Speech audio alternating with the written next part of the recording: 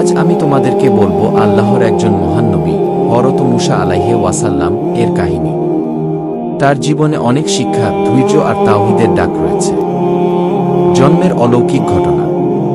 সে সময় মিশরের রাজা ফেরাউন ছিল বড় জালিম।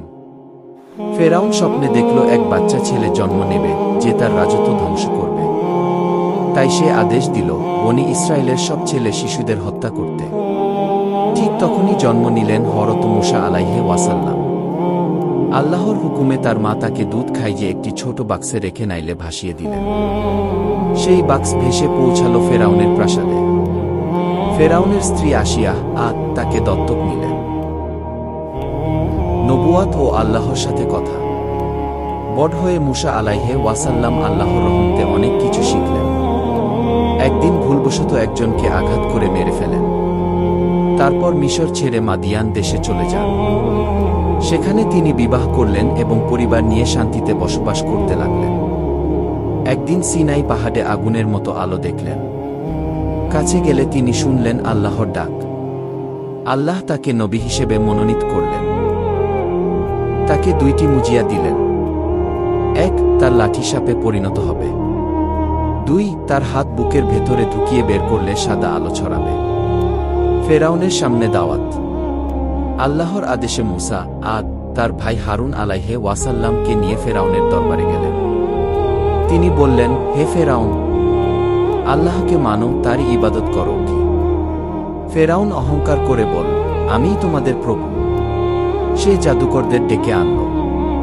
কিন্তু মুসা আলাইহি ওয়াসাল্লাম এর লাঠি আসল সাপে পরিণত হয়ে সব জাদু গ্রাস করে নিল। জাদুকররা তখনই সিজদায় পড়ে আল্লাহকে মানল। বনী ইসরাইলকে মুক্তি। ফেরাউন আরও জালিম হয়ে উঠল। অবশেষে আল্লাহর আদেশে মুসা আলাইহি ওয়াসাল্লাম বনী ইসরাইলকে নিয়ে মিশর থেকে বেরিয়ে গেলেন। ফেরাউন সৈন্যবাহিনী নিয়ে তাদের পেছনে ধাওয়া করল। সামনে সমুদ্র, পেছনে ফেরাউনের সৈন্য। তখন মুসা আলাইহি ওয়াসাল্লাম তার লাঠি সমুদ্রে আঘাত করলেন। সমুদ্র দ্বিখণ্ডিত হয়ে শুকনো রাস্তা বের হয়ে গেল। বনী ইসরাইল নিরাপদে পার হয়ে গেল। কিন্তু ফেরাউন ও তার সৈন্যরা ঢুকতেই সমুদ্র বন্ধ হয়ে গেল। সবাই পানিতে ডুবে মারা গেল। ফেরাউন শেষ মুহূর্তে ঈমান আনতে চাইলেও তখন আর কোনো লাভ হল না। হযরত মুসা আলাইহি ওয়াসাল্লাম এর শিক্ষা।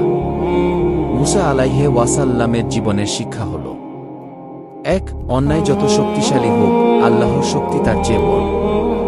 দুই, ধৈর্য ও বিশ্বাস রাখলে আল্লাহ পথ দেখান। তিন, আল্লাহ একমাত্র উপাস্য, তার সাথেই সাহায্য চাইতে হবে।